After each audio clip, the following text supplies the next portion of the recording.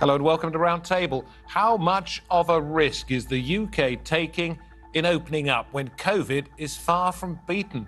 July the 19th has been labelled Freedom Day, but does the F actually stand for fear?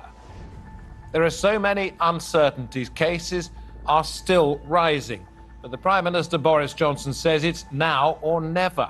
And other countries are watching to see if the experiment works or if it leads to rising deaths and further lockdowns.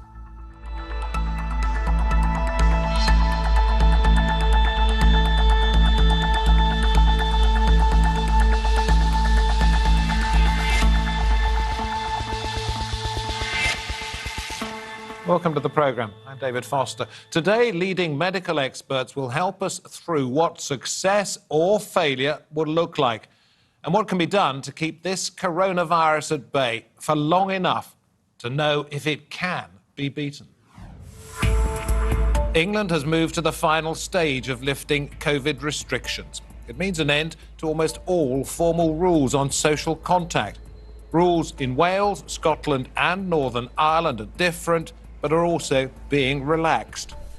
We will stick to our plan to lift legal restrictions and to lift social distancing. But we expect and recommend that people wear a face covering in crowded and enclosed spaces where you come into contact with those you don't normally meet, such as on public transport. Government advisors say there could be as many as 1,000 to 2,000 daily hospital admissions over the summer as restrictions are lifted, and 100 to 200 deaths a day from people with COVID-19. Senior doctors are warning of what they call devastating consequences of relaxing the rules.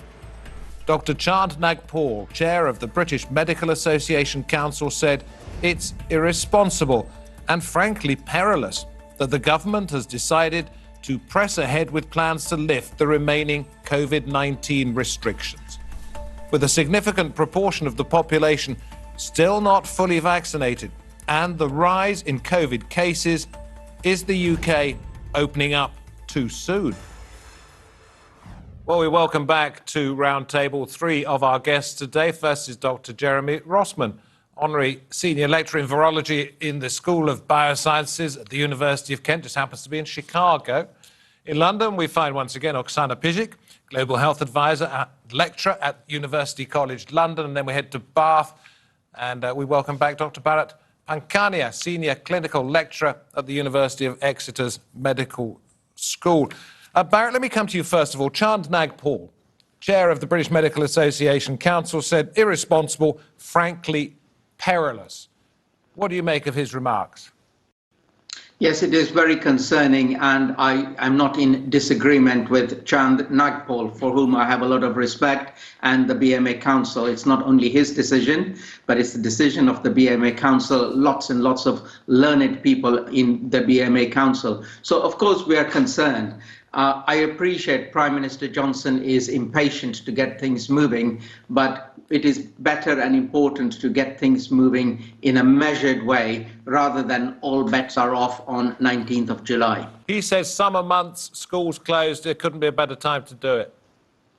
Well, I can't understand the logic behind that assertion, which is the schools are closed, it is the best time to do it. The best time to do it is when viral activity is in a controlled manner and in smaller numbers. In other words, viral activity in the community is low and we are on top of it. That's the best time, rather than to try and sell the seasonality of SARS-CoV-2 infection. SARS-CoV-2 infection does not have a seasonality to it. Jeremy, let me ask you this. Government advisors, SAGE scientists, etc., say there could be as many as 1,000 to 2,000 daily hospital admissions, 100 to 200 deaths a day. We are quoted. That is a 10% mortality rate of those admissions dying with COVID-19. That is an extremely high level, isn't it? We're seeing something very different in this wave than we've seen in previous waves, which is a dramatic reduction in fatalities and a reduction in hospitalizations, and that's due to the vaccination rate. It's not perfect. We are seeing rising hospitalizations. But if you look at the rate of fatality increase, it's very small right now compared to previous waves. And that's due to the vaccination rate. So is that an exaggeration? 10% mortality rate of the coronavirus cases admitted to hospital, 10% of those will die. Is that over-egging it? It's one way of looking at it, but then you're only looking at the rate of fatalities of people that are admitted to the hospital. That's not saying that's a 10% rate of fatality of people that are getting infected with coronavirus, which is a very different thing. And we're seeing right now that a lot of the COVID fatalities are coming from people that have pre-existing conditions. And so you're getting this skewing of who's going to the hospital that is changing that fatality rate and isn't giving a real reflection of what the fatality rate is in the population overall. Oksana, I think you believe the UK is acting as though it's all over, that the worst is behind us. Right now, we are quite opened up. We're only removing items such as face masks and other social distancing requirements, being careful around travel, etc. So really the leap between how we are behaving now and then that sudden shift in a couple on the 19th, in this, we should be looking not only at the models. There's a lot of uncertainty there. We know that some projections are at about 2,000, but the worst case scenario is closer to 5,000. And we also need to take into consideration the impact of long COVID, which we still don't fully understand. So I think that in this instance, if we were to continue on the use of face masks in certain settings, rather than just leaving it for businesses and organizations to decide for themselves, we may be finding ourselves in a safer position come the winter where more respiratory viruses enter the mix. But I wonder if what Boris Johnson and his government are actually saying is that there is never going to be a good time to do this. We have to learn to live with this disease, and we can manage it now, Oksana. Well, learning to live with the disease doesn't mean that we do nothing in the face of other diseases. We still have mitigating factors. One of the ways we could live with COVID is to ensure that there's proper ventilation and air purifiers in schools and offices like they are doing in New York in the United States. That is a concrete action that could be taken forward. Just in the way that we demand clean water, we should be demanding clean air. Barrett, you wanted to say something on that point. Yes, I was furiously agreeing with my colleague Oksana that this narrative of learn to live with it is not the way forward. As Oksana has clearly articulated, when we learn to live with it, we need to learn to live with it with mitigations put in place. One of them is extensive immunization of people, including children. So the United States, Canada, Israel, Netherlands, France, Hungary are already immunizing children 12 years and above. And in our United Kingdom schools, we've paid lip service to the engineering, to the investment required to improve ventilation and make the environment safer to allow business continuity in schools. We must address all of these issues. It's not good enough to say, learn to live with it. Jeremy? Oh, I completely agree here. And there are better times to ease restrictions and there are worse times to ease restrictions. And easing restrictions in the middle of spiking cases is not a good time. And we don't need to live with COVID fatalities. We don't need to live with significant numbers of people developing long COVID. We don't need to live with kids developing long COVID when we can be working on our vaccination campaign and keeping very simple precautions like face masks and ventilation. But it's about people taking personal responsibility, isn't it? And you're really not talking about human nature here, Jeremy, when you say, we've got to keep these restrictions in place. People are getting fed up with it. Some people are ignoring the restrictions that have been put in place. You've got to test it, haven't you? Having some level of freedom is great, but putting all the responsibility on individual actions doesn't work. We've seen that. In the US, where I am, you can see a lot of areas where face masks are now optional, and a huge number of people aren't wearing face masks. It's, there's simple precaution that don't dramatically affect how you're going about your life, that make a huge difference. A little bit of ventilation in schools, that is not a huge restriction on your freedom, but makes a big difference on transmission of the virus. Okay, so just tell head teachers and teachers to keep the doors and windows open. That would help. I mean, I'm not being silly here. That would help, wouldn't it? Yeah, very simple ventilation. It doesn't mean like an entire renovation of the HVAC system. You know, opening windows, opening doors, adding very cheap air filters. There's a lot of things that you can do, and face masks are one of them. It's one of the most effective things that you can do. Okay, let's hear from a guest on a previous program, a previous roundtable, not so very long ago. This is Antoine Flau, who's director of the Institute of Global Health. He was talking to us out of Geneva. All of us in continental Europe, we are really watching what is happening in the UK and in Portugal to see to what extent we can follow the same approach. Many of us, I am an epidemiologist and not a politician, but many of us among the epidemiologists and scientists do believe that it is a very risky approach and attitude. It's just betting that you will not experience a wave in the healthcare system, in hospitalization, in complication and death. Oksana, and any one of you can comment on this, but I'll come to you first, Oksana. He seems to be saying that the UK is being regarded as an experiment. We are the petri dish of Europe. What are other countries looking for? Success or failure? Well, certainly if we look at countries with even higher vaccination rates, so the UK has been lauded for its exceptional vaccine rollout, but countries like Israel, which are even further ahead and have younger populations vaccinated as well, have reintroduced various restrictions, including face masks, due to this nature of the Delta, which is more transmissible and can result in increased admissions.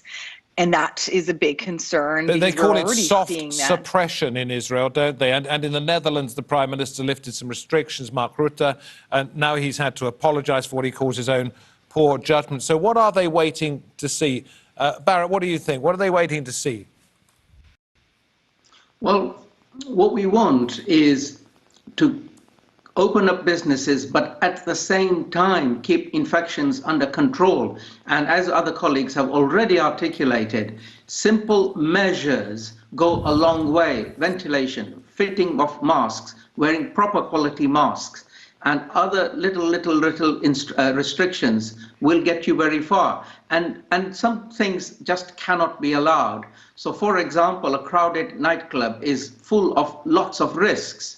So you would have to say certain soft restrictions have to be in place. You talk about nightclubs. 3,000 seated spectators at sports stadiums in Sweden. That's as many as they're allowing. Take a look at what we saw at Wembley Stadium over the last month or so. Up to 66, 67,000 people. Is that worth taking a risk for? Whilst the conversation is that this is an outdoor event, the failure is to address that leading up to the event, people get up to all sorts of things, buses, trains, pubs, restaurants, etc. Then there is the event, and then there is the celebrations afterwards, and then there is the copious amount of alcohol drunk.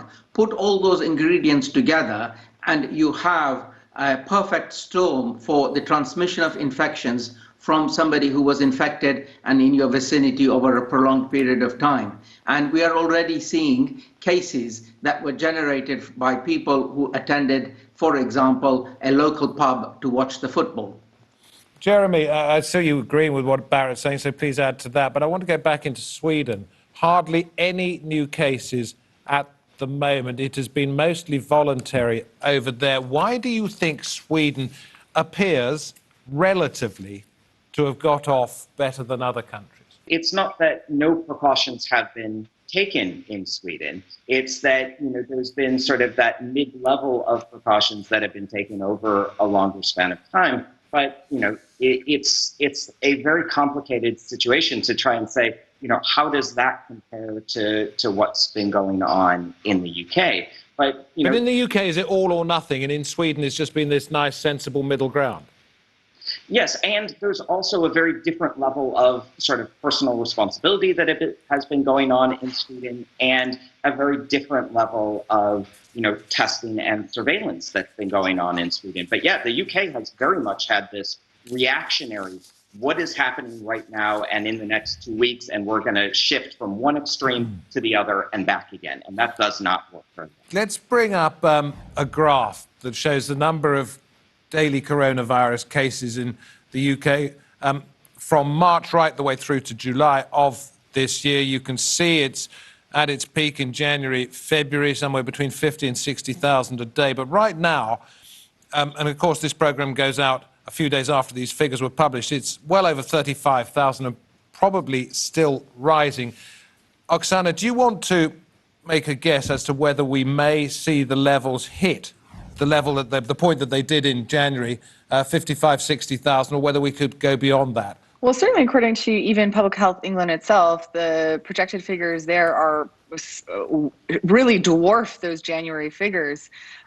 So really ranging between, we've heard from Sajid Javid, the health secretary, that it could be over 100,000, and from Susan Hopkins that it could be even as high as 200,000 cases. And really what that spells out is not only straining the healthcare system, which already we see elective surgeries being canceled and certain cancer-related care also being postponed. All of these aspects are happening right now, and that's without taking into consideration that lag time. So we will see an effect following the sporting events that have happened with mass audience, even though it did require either vaccination or lateral flow testing in advance.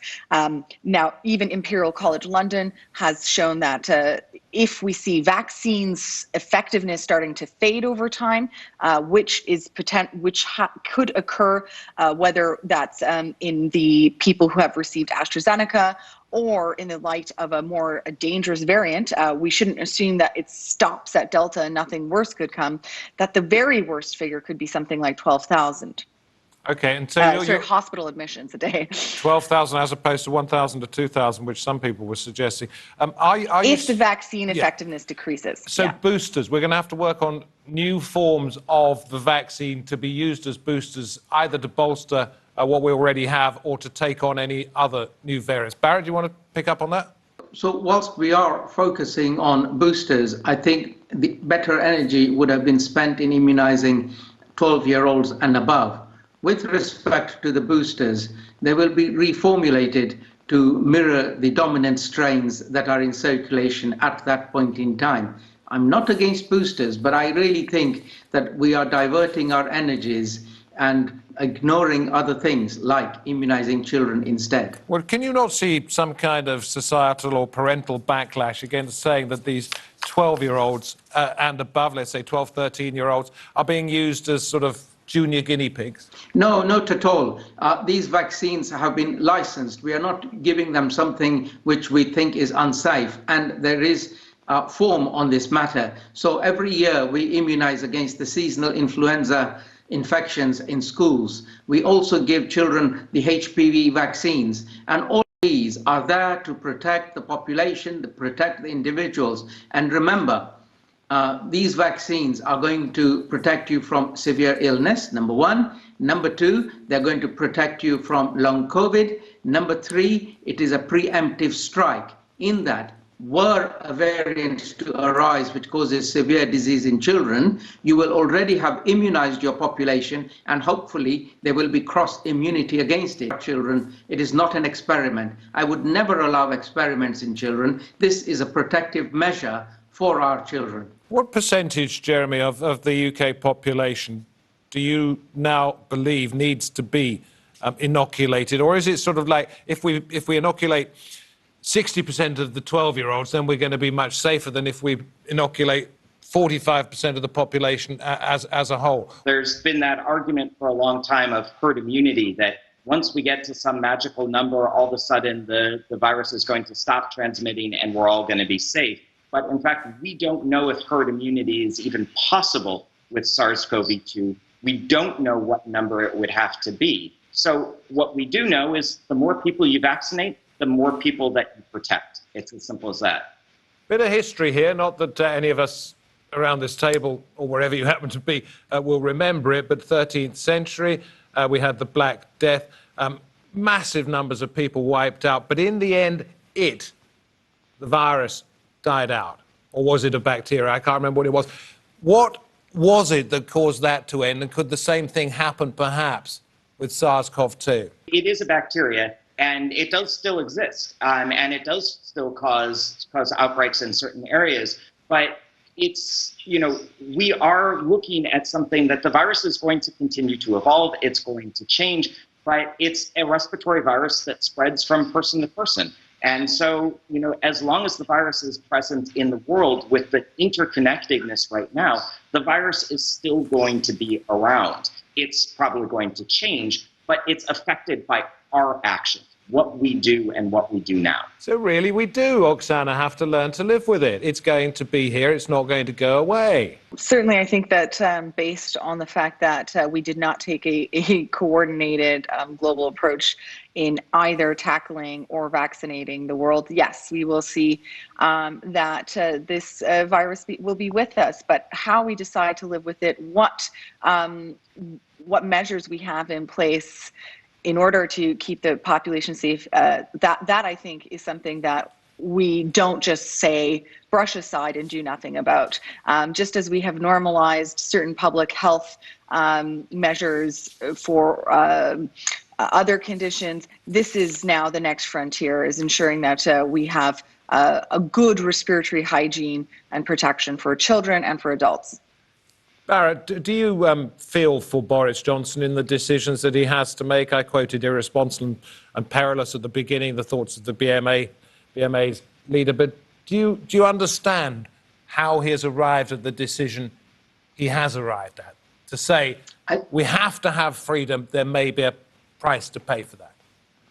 I think the unfortunate bit here at play is that his backbenchers are pressurizing him into making political decisions when he would have been in a much better position if throughout he had remained scientific and be led by the science and not by his backbenchers. And one way to also get political purchase would have been to have a coalition task force, coalition of other parties acting independently in the interest of the nation on handling the pandemic, rather than his Secretary of State and his government handling it by themselves. This is for all of you. Jeremy, I'll come to you first of all. When you were previously on the programme talking about this, did you ever think we would get to a stage where we were lifting restrictions when there was a possibility that there could be well over 100,000 infections a day? No, I never thought that we would be directly there, but given the history of the UK response and how it's been swinging,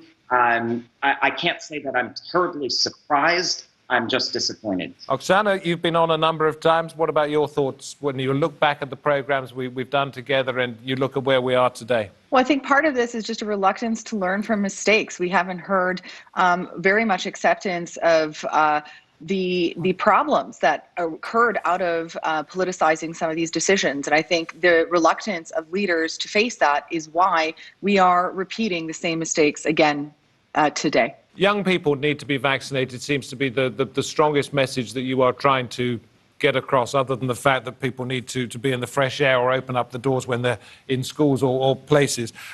When it comes to young people, Barrett, whose job should it be to persuade them and their parents that this is the right route to go on? Because young people might well be very scared. So I, as a public health infectious disease expert, would immediately say it's definitely not the job of the politicians, because they have a low level of faith and trust amongst the public. But we, the public health people, pediatricians, general practitioners, are best placed to talk to our patients, talk to our parents, and show them the benefits of being immunized and protecting our children. I have done this job for over 30 years, and when I had parents very worried about the MMR vaccine and the spurious incorrect link with autism, I was the man in front persuading them not by lies, but by facts and evidence that this is how it works, this is how it protects, and this is how we should look after our children. So those are the people who should be enabled to take the message forward, not the politicians. Okay, one very, very quick one from you, Barrett, if you don't mind. Is the worst over or still to come? We are not handling this very well globally. So we expect all sorts of things to arise from uncontrolled infections in other parts of the world. So we brace ourselves for unexpected things. It's not over. Oh dear. Listen, thank you. Thank you very much indeed. It's always good to see you on the programme. I wish I could say one day we no longer have to call you upon your services, but that day hasn't arrived yet, although July the 19th has. Thank you. Thank you very much indeed. Thank you. Wherever you're watching this edition of Roundtable, you can get many more of the shows on our YouTube channel. That's TRTWorld Roundtable on YouTube. From me, David Foster, and from the Roundtable team, we thank you once again and hope to see you next time. Till then, goodbye.